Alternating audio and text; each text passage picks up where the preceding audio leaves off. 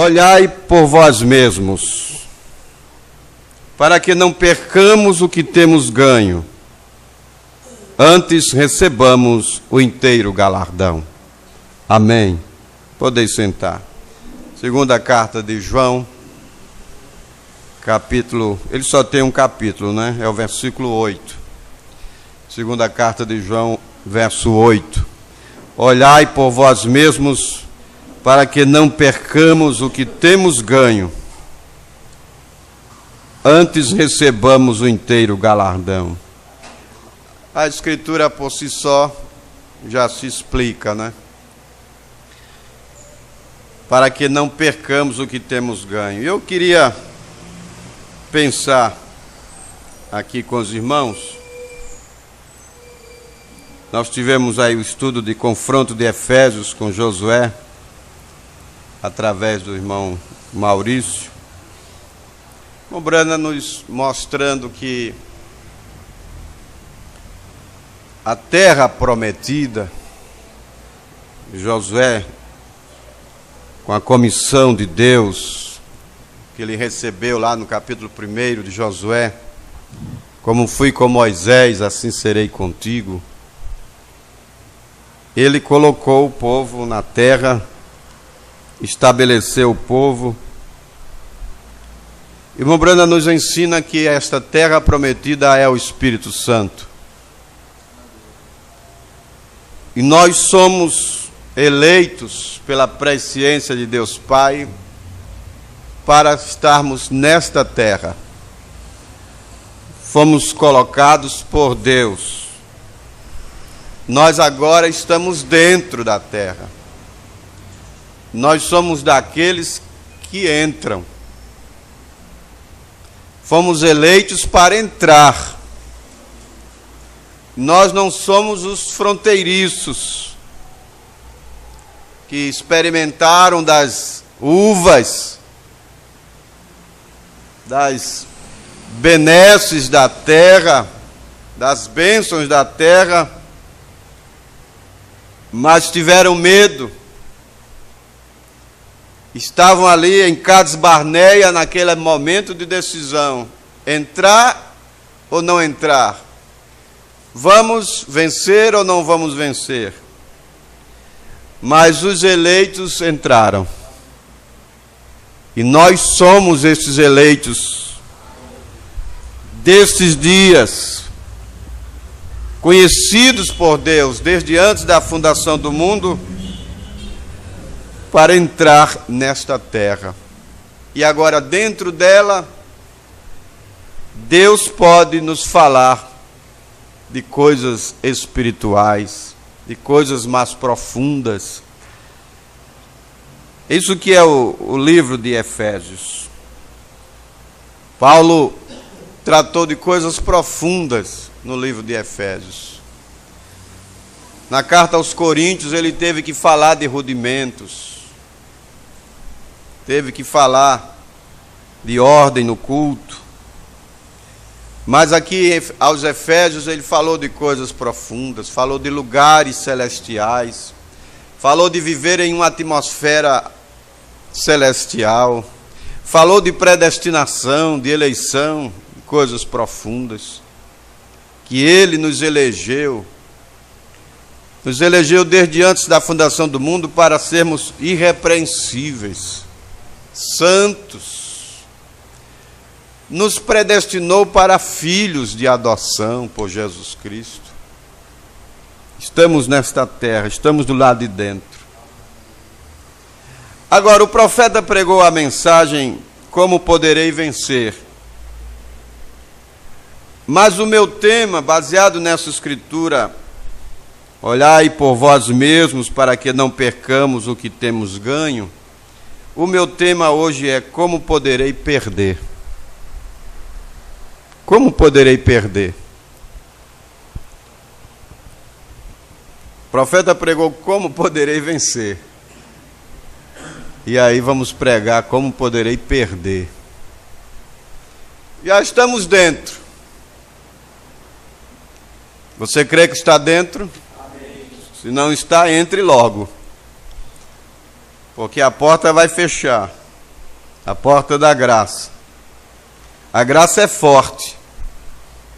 A graça é forte, a graça não é fraca, a graça é forte. Na dispensação da graça, a lei foi magnificada. Então, é hora de nós entrarmos e não perdermos o que temos ganho. Como poderei perder? Você sabia que a Bíblia disse que há tempo de perder? Está lá escrito em Eclesiastes capítulo 3, versículo 6. Você pode ver aí na sua Bíblia. Há tempo de perder. A questão é saber como perder. Primeiro é evitar perder. Mas saber perder quando tem que perder. Como poderei perder? Falar de derrota quando nos é prometido vitória. A Bíblia disse que nós somos mais do que vencedores. Romanos 8, verso 37. Parágrafo 100 da mensagem, como fui com Moisés, assim serei contigo. O irmão Brano está dizendo ali. Nós somos destinados a ganhar. Só temos que ganhar. Como falar então de derrota? Como poderei perder aquilo que eu ganhei? Como se perde aquilo que se ganha? Existem vários motivos. Dentre os tais, o primeiro é o pecado.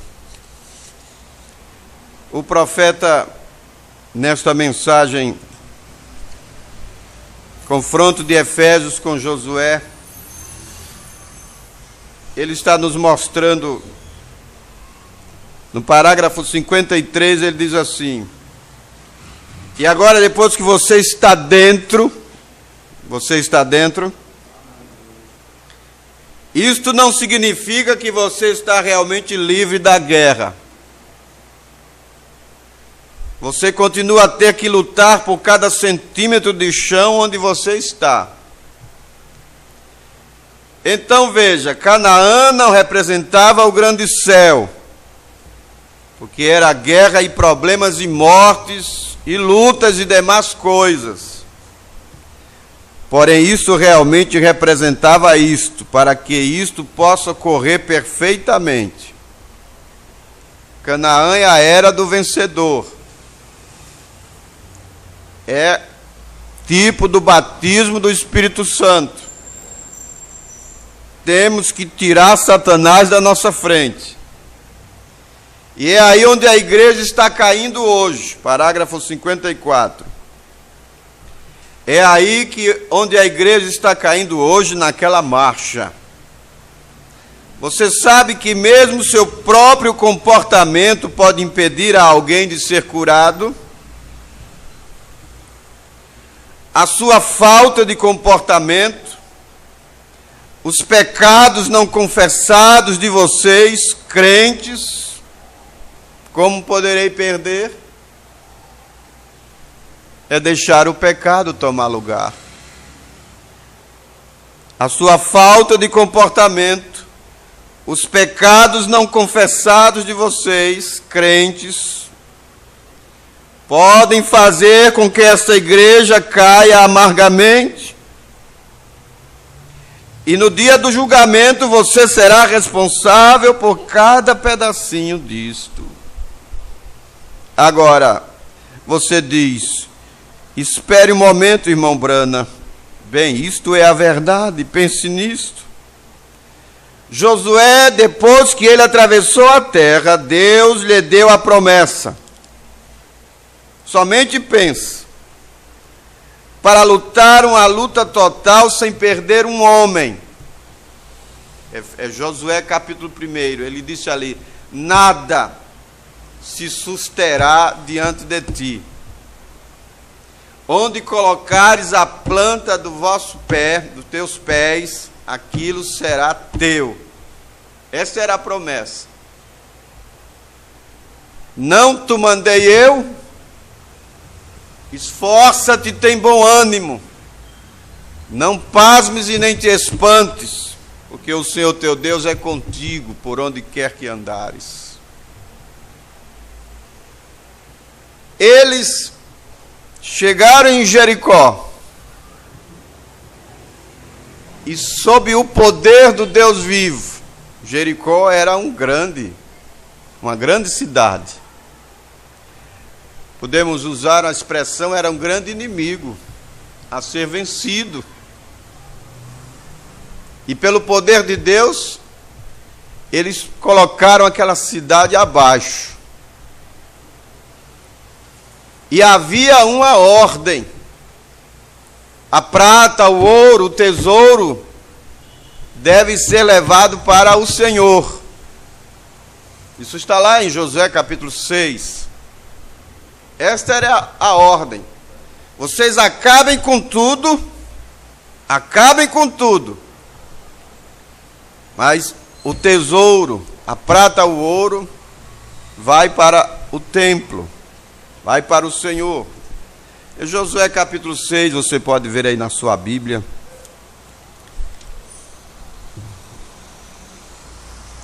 Porém a cidade será anátema ao Senhor. Ele, tudo quanto houver nela, somente a prostituta Raabe viverá.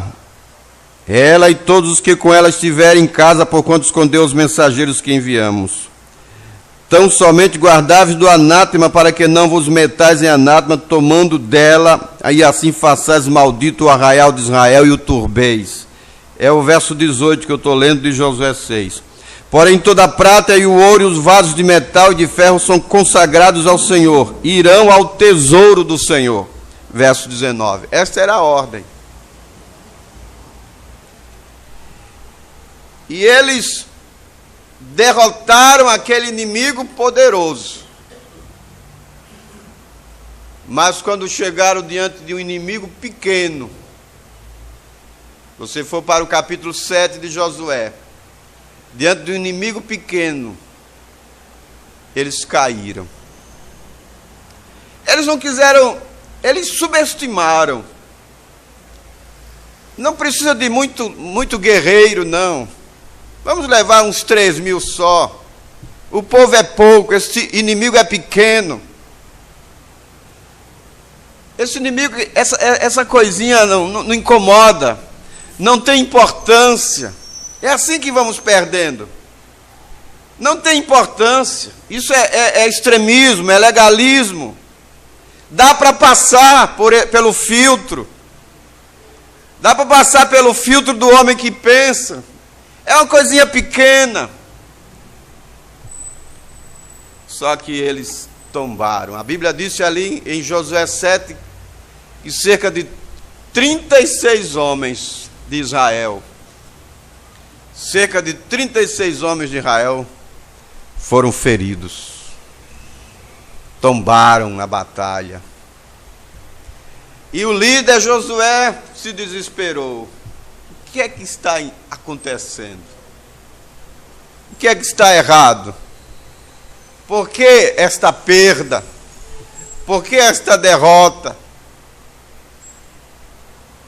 E ele começou a investigar. Rasgou os seus vestidos, entrou em desespero mesmo. Porque Josué era um crente. É tipo do Espírito Santo. Ele era um crente, um guerreiro na batalha. Ele tinha uma promessa. Ele estava certo de Deus. A promessa era de vitória todo o tempo. Nada se susterá diante de ti. Esta era a promessa. E agora esta derrota. E ele, em tempo, prestem atenção, em tempo, ele começou a investigar.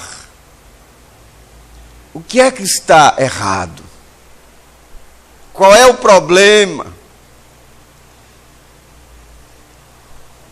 Por que esta derrota? Deus mesmo mostrou para ele. Por que você está assim? Levanta. É só você ler a Bíblia em Josué 7. Tem pecado no arraial de Israel. É por isso que você perdeu. O pecado traz derrota. Coisinhas que nós subestimamos. Como poderei perder? Alimente coisinhas. Subestime o inimigo. Pense que você já é dom a alguém, que você já é maduro demais e vá de peito aberto.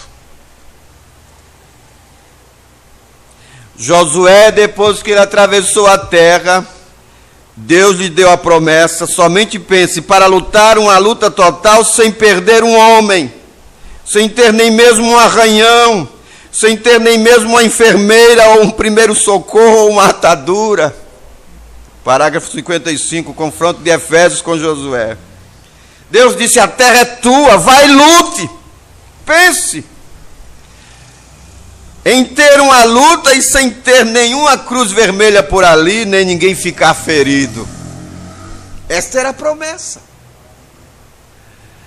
E eles mataram os amalequitas e os heteus, mas lá não havia nenhum ferido no meio de nenhum deles, até que o pecado chegou no arraial. E pecado não é só adultério não, viu? Pecado social. Sabe? Falar da vida dos outros é pecado. Murmurar é pecado. As coisinhas que nós não valorizamos, subestimamos, não passa no filtro do homem que pensa. Não passa.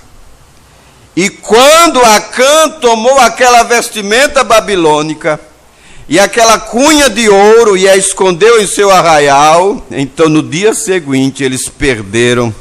Irmão Brenda disse aqui 16 homens, mas foram 36 pela Bíblia. Josué disse: parem, esperem um momento, há algo errado aqui. Nós vamos ter 7 dias de jejum. Deus nos fez uma promessa. Lá nada será ferido.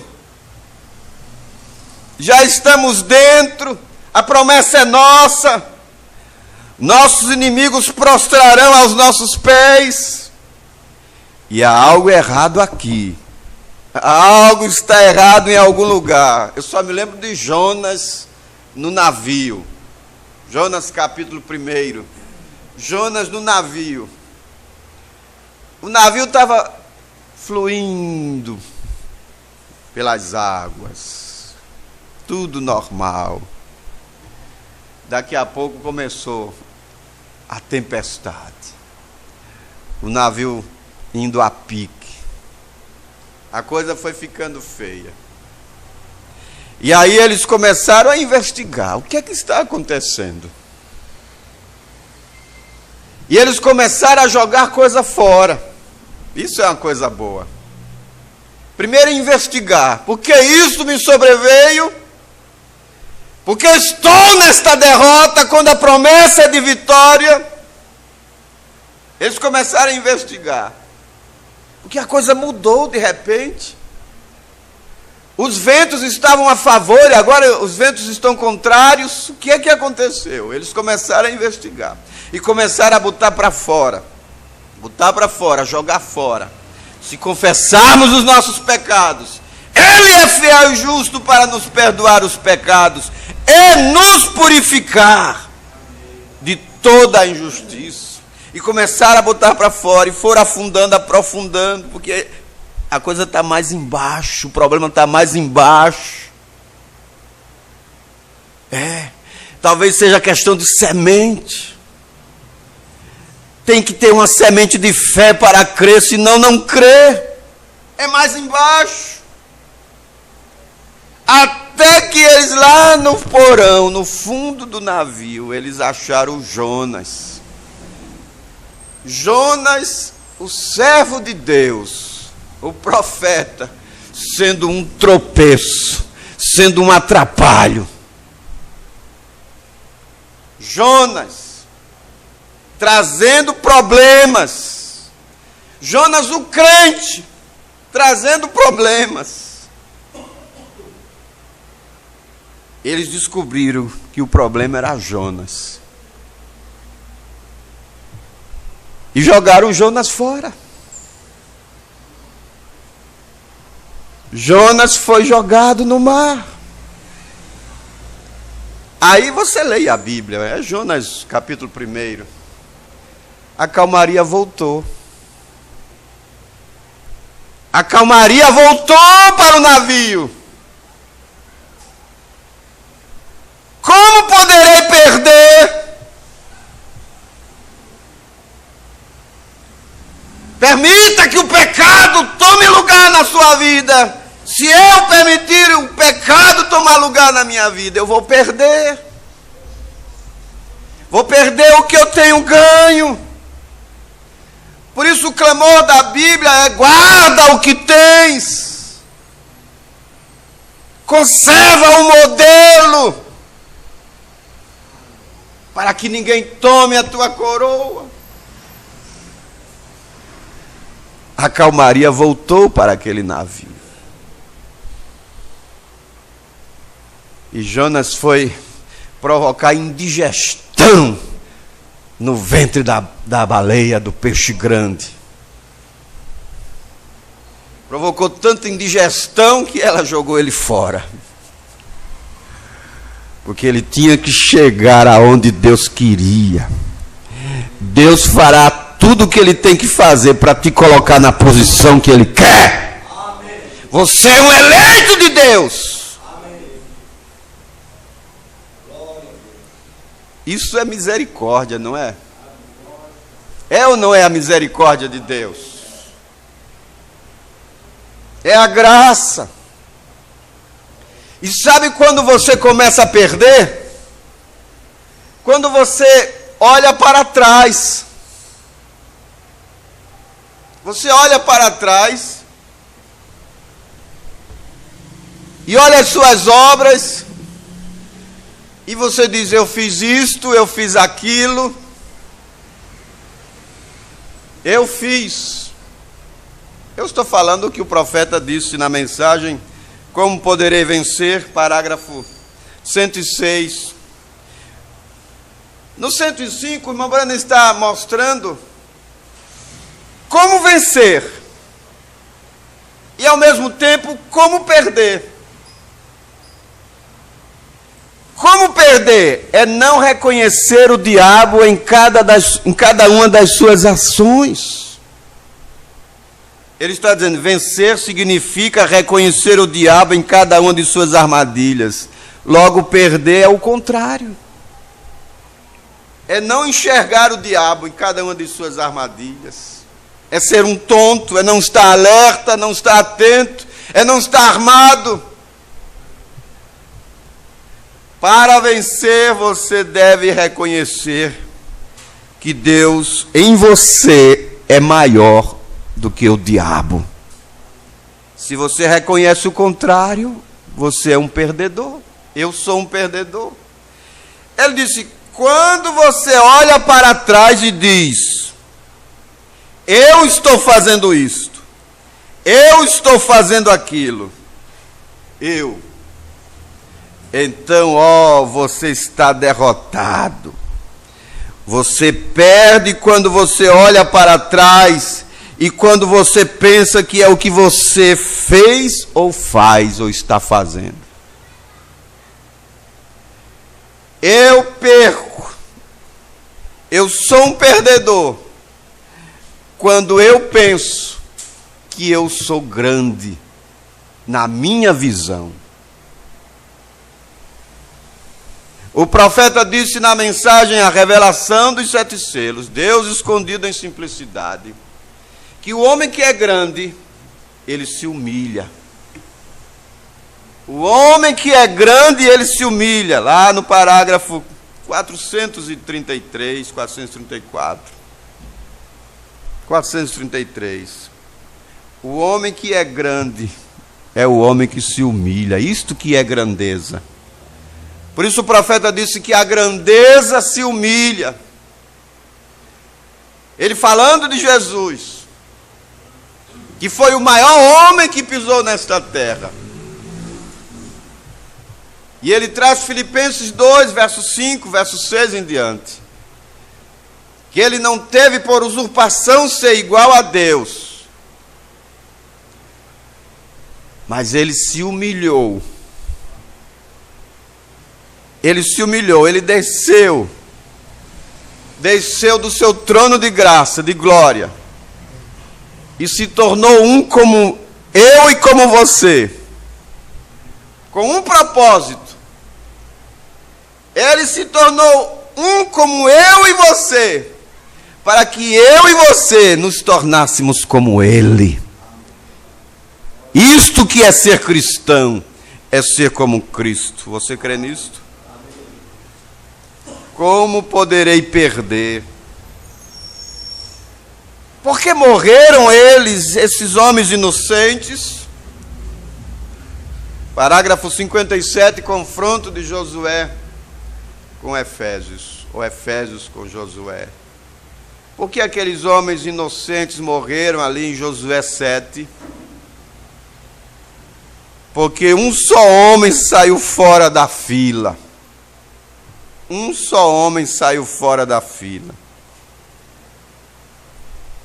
Vê você a razão pela qual isto precisa ser ensinado? A igreja em fila, em linha com a palavra de Deus, em linha com Deus e em linha um com o outro, andando perfeitamente correto, soberanamente diante de todo homem, temendo a Deus, porque um homem havia roubado uma vestimenta e fez algo que ele não deveria ter feito. A vida de 36 homens foi tirada. Penso que eram, o profeta diz, penso que eram 16, talvez mais, mas eram 36. Josué chamou, disse, há algo errado. Deus fez a promessa e algo está errado. Quando trazemos os enfermos diante de nós, e acontece deles não serem curados, nós precisamos ter um jejum solene e nos ajuntar. Isso nos dá desespero. Há algo errado em algum lugar. Deus fez a promessa.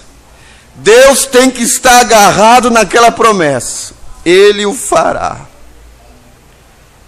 E ele fez um jejum e eles descobriram, eles deitaram sorte e Acã confessou isto. E eles mataram a família de Acã e tudo e queimaram os seus restos mortais e deixaram lá como um memorial. E Josué seguiu em frente com a batalha, tomando tudo, sem nenhuma cicatriz ou ferida. Aí está você, depois que tirou o mal, depois que lançou fora, depois que identificou onde estava o problema. Problemas não têm que ser jogados debaixo do tapete. Problemas existem para se resolver, para nós encararmos realmente, eu e você, e resolvermos. Nesta terra prometida, tudo nos pertence na terra prometida. Vê isto? Tudo na terra prometida nos pertence. Quando Israel atravessou este Jordão para a terra prometida, lutou com tudo. Manifestação dos filhos de Deus, parágrafo 32. Agora, recordem, nesta terra prometida, isso não significa que você está imune de enfermidades, não significa que você está imune de problemas, mas realmente está soletrado. Deixe isso ir lá no fundo, diz que é sua Simplesmente levante e tome-a, veem? E recordem, a única maneira através da qual Israel alguma vez perdeu um homem foi quando o pecado entrou no arraial. Esta é a única maneira que poderíamos alguma vez perder uma vitória, é pelo pecado ter entrado no arraial, algo errado em algum lugar. Quando Acã roubou aquela cunha e aquela roupa babilônica, e o pecado estava no arraial e não deu certo a batalha. Não deu certo a batalha. Havia uma ordem. E ordem existe para se cumprir.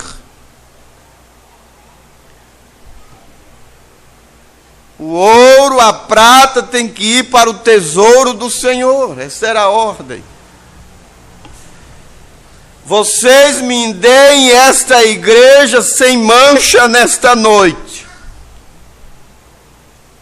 Este grupo de pessoas, perfeitamente na promessa de Deus, com o Espírito Santo andando no Espírito, eu desafio a qualquer enfermidade ou qualquer aflição, ou qualquer coisa que há, cada joilhos que há no país, com toda a sua infidelidade, e todos os incrédulos que existem, para trazer qualquer enfermidade ou aflição neste dia, e elas sairão daqui perfeitamente curadas. Sim, Senhor, Deus deu a promessa. Somente o pecado da incredulidade pode conservar isto afastado. Somente o pecado da incredulidade pode conservar isto afastado. Como poderei perder? É só deixar a dúvida entrar. Só deixar a dúvida entrar. Você é derrotado quando você deixa o medo tomar lugar. E o medo faz eu e você perdermos a esperança. O medo. Você lembra de Uzias, não lembra? Nós já falamos de Uzias aqui. Segundo as Crônicas, capítulo 26. Uzias, ele foi um moço próspero. Ele buscou ao Senhor. Um jovem de 16 anos tomou uma posição de buscar ao Senhor. E a prosperidade tomou lugar. Ele ficou forte. Ele se fortificou. É segundo as Crônicas 26. Tem a história de Uzias. Mas a preocupação que eu e você temos que ter é com o bichinho do lado de dentro. Não é a bicada do sabiá do lado de fora, é o tapuru, a bicada do sabiá na goiaba que faz mal. É o tapuru, é o bichinho lá dentro que apodrece a fruta. Ele se preocupou em se fortificar do lado de fora. Ele foi maravilhosamente abençoado, diz a Bíblia. Maravilhosamente fortificado. Mas sofreu uma derrota. O maior inimigo estava dentro dele. Cuide de você mesmo. Olhai por vós. Não é o que nós lemos? Cuide de você mesmo aí dentro.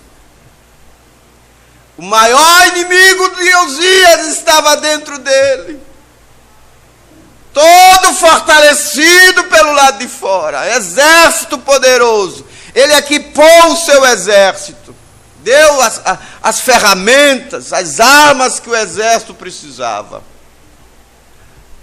Mas esqueceu de se fortificar do lado de dentro. A Bíblia disse que ele se exaltou. Como poderei perder se eu for altivo?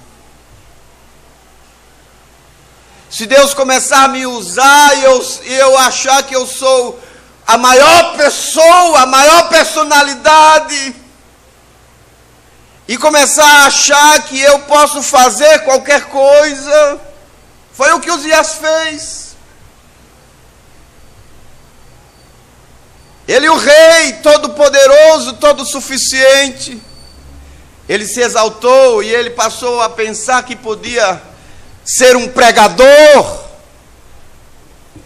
que ele podia tomar parte no ofício sacerdotal. Ele não estava feliz com o que ele tinha e agora ele foi ao templo e ele começou a queimar incenso. Isso não era uma obra para ele. Isto é o homem que chega numa posição que acha que pode fazer o que ele pensa que, ou o que ele quer fazer. E o pior ainda é que ele se tornou insubmisso, não aceitou a correção. Os sacerdotes disseram para ele: você não pode fazer isto. Esta não é a tua posição, Uzias.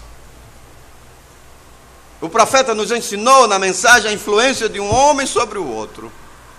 E ele está falando de Uzias ali, de Isaías.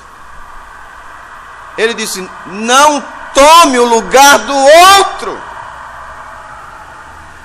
Fique na posição que Deus te chamou.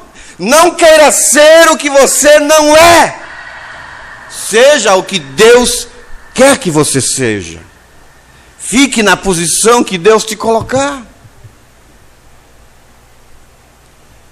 E ele se exaltou, e ele foi altivo, e aí foi a derrota. Como poderei perder se eu me exaltar? Se eu achar que sou um dom alguém? É aí mesmo quando eu começo a perder. E ele foi insubmisso, não aceitou a correção. A Bíblia diz que ele se indignou, ele ficou irado com o sacerdote. E quando ele ficou indignado com o sacerdote, a Bíblia diz que ele ficou leproso. E lepra é tipo de pecado. E morreu leproso. Um homem que começou bem, começou buscando ao Senhor, começou valente.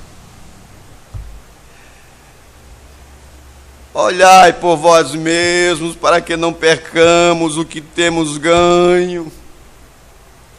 Olhai por vós mesmos, para que não percamos o que temos ganho. Ele perdeu. Perdeu. Começou valente, começou buscando a Deus. Deus foi abençoando, prosperando.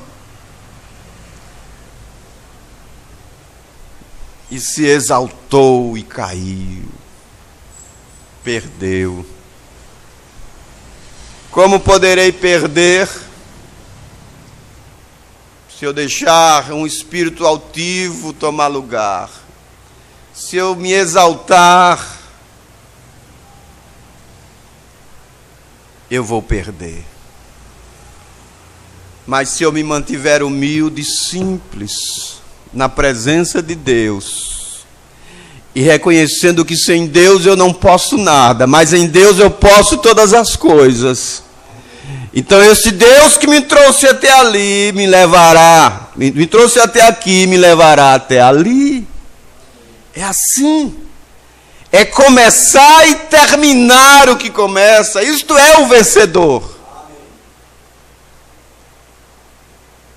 Como poderei perder se eu deixar o medo tomar lugar? Medo de fazer as coisas.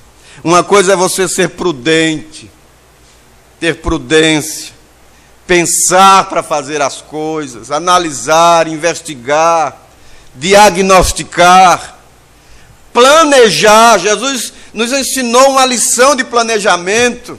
Leia Lucas capítulo 14, versículo 28. Jesus nos ensinou a planejar as coisas, a não fazer as coisas de qualquer jeito. Qual é o homem que, pensando em edificar uma casa, uma torre, não se assenta primeiro? É o que está escrito lá em Lucas 14, 28. Não se assenta primeiro a fazer a continha e ver se dá para gastar este dinheiro, se não vai ficar no pendura, se não vai ficar embaraçado. Planejamento. Jesus nos deu esta lição lá, Lucas 14. Leia meditando naquela escritura. Tem lição para a vida prática. Jesus está nos ensinando ali, ó, não entra numa guerra sem poder entrar. Ele está ensinando ali também. Não entra numa batalha que não é tua. Ou não entra numa batalha sem você ter a certeza que pode vencer. Para não dar com os burros na água. Jesus está ensinando ali. Lucas 14. Você é derrotado quando perde a esperança, a certeza, a convicção. Por isso eu gosto daquele versículo de Lamentações de Jeremias 3, verso 26. Já citei aqui. Bom é ter esperança. É bom ter esperança. E aguardar em silêncio a salvação do Senhor.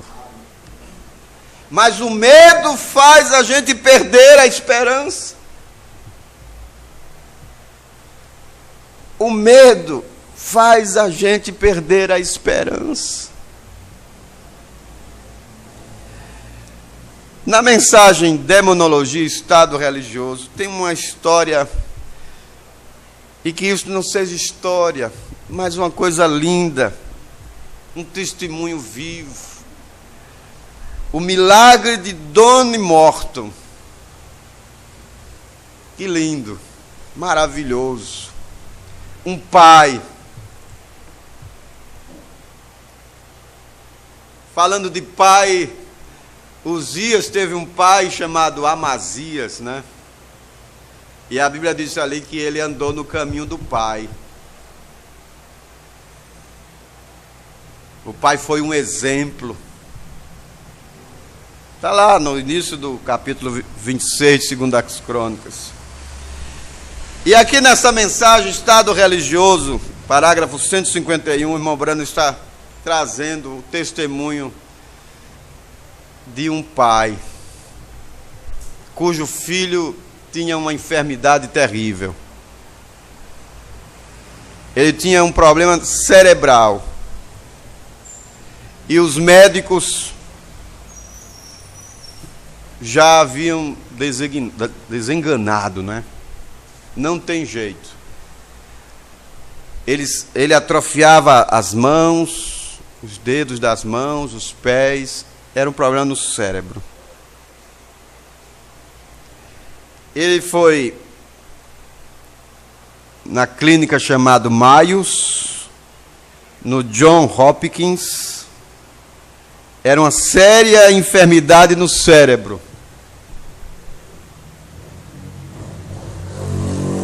E os médicos diziam, não há nem mesmo uma operação ou nada que possa ser feito. Isso já traz um medo, não traz? Um pai ouvir isto, não tem jeito. O medo certamente toma lugar. E lembre-se, o medo é o bichinho lá dentro. É o inimigozinho lá dentro, o medo. Está lá nos sentidos. é emocional. Está lá nos sentidos do espírito. E chega na alma a dúvida. O medo vai gerar dúvida. Vai fazer perder a esperança. A notícia foi: não tem mais jeito. Não tem mais jeito. Aí entra o agente moral, que é aquele que vai tomar a decisão, crer ou duvidar. É o agente moral, vai tomar a decisão. Eu creio ou eu vou duvidar? Vou aceitar esta situação. Sabe qual foi a postura deste pai? Ele disse: eu ainda não estou derrotado. Eu não estou derrotado ainda. Esta é a postura. Como poderei perder se eu deixar e alimentar o medo? Se eu deixar a dúvida entrar? É aí mesmo quando eu vou perder. Mas ele disse: eu não estou derrotado ainda. Esta família era do Canadá. Era do Canadá. Ele disse: eu não estou derrotado ainda, porque eu conheço um. Você conhece ele? Eu conheço um curador de fé.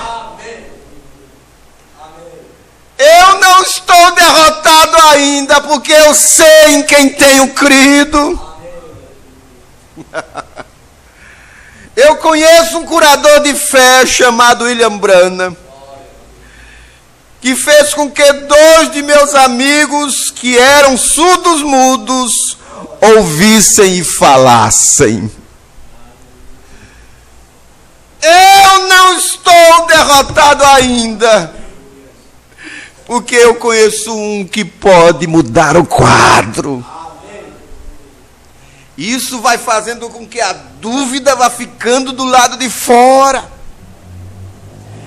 Isso vai fazendo com que o medo fique fora, sob um controle. E aí, ele ficou sabendo que o irmão Branham estaria na Califórnia. Irmãos, a Califórnia é do lado oeste, né? do Pacífico. E essa família é do Canadá. Vê a distância, né? A Califórnia, cá, São Francisco, ali, é do oeste, né? Sudeste ali dos Estados Unidos. E a família lá do Canadá. O pai, a mãe, ele com o filho nos braços, aquela condição terrível. Não tinham dinheiro para ir de avião até lá. A mãe teve que voltar, porque não davam conta de pagar o avião. O pai foi de ônibus. É só você ler até o 171. O pai foi de ônibus com o filho. Quando ele chegou lá, tinha 2.700 pessoas para receber oração. E aí os bondosos cristãos, que isso é uma qualidade do cristão, né? Ser bondoso. Quando viram aquela circunstância, abriram o caminho para ele passar na frente. Quando ele chega lá no altar, Billy Paul, filho do profeta, pede o cartão de oração. Ele não tinha cartão de oração.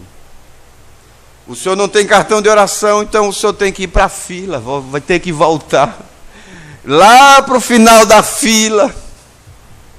Imagine isto. O que é que vem na cabeça? Era um homem de carne e osso, como eu e você. Que decepção. Eu pensei em uma coisa e é outra. Vou ter que enfrentar esta fila enorme. E começa o arrazoamento. Começa a razão a entrar em cena.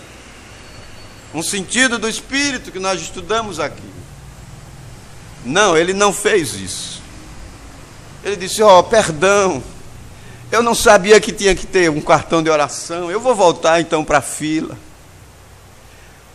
O profeta disse que percebeu aquilo, e algo falou lá dentro do seu coração: chame ele de volta.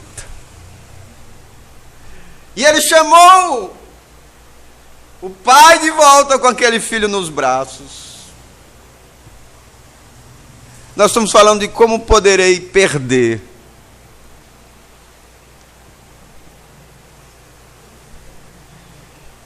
E ele chamou o pai e o filho de volta ali. E claro, certamente ele se animou. Mas o irmão Branham não orou por ele. O irmão Branham disse que quando olhou fixamente na criança, a revelação veio e disse qual era todo o problema daquela criança. E sabe o que o irmão Branham disse? O senhor vai ter que voltar lá para o seu lugarzinho no Canadá. O senhor vai encontrar, dentro de 3 dias, uma mulher de cabelos pretos, com um casaco cinza, e ela vai dizer que conhece um médico que pode fazer esta operação. Imagine se a dúvida entra. E uma Branham chega a dizer: e você vai descrer. Você vai descrer porque os médicos da Clínicas Mayos e da Hopkins já disseram que não tem operação a ser feita. Você vai descrer.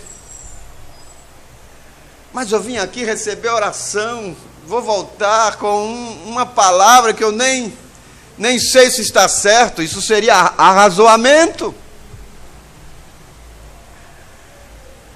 E ele voltou para casa.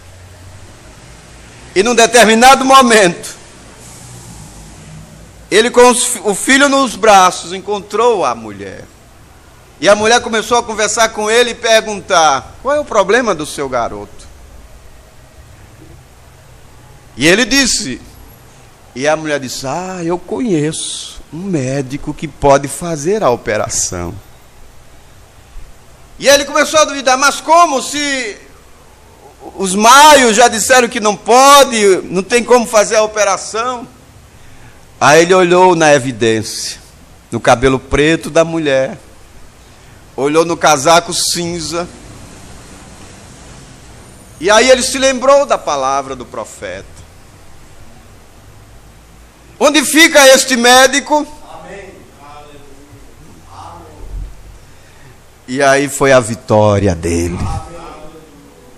Se ele tivesse arrazoado, simplesmente arrazoado, e com conjecturas e deixado a dúvida tomar lugar, ele seria um perdedor. Como poderei perder? Ele levou a criança lá, e a criança foi curada. Você é derrotado quando perde a esperança, a certeza, a convicção. Você é derrotado quando você abandona Deus. O profeta está dizendo isso na mensagem somente uma vez mais. O tempo não nos permite ir mais. Nós podemos seguir num outro momento, se Deus nos permitir.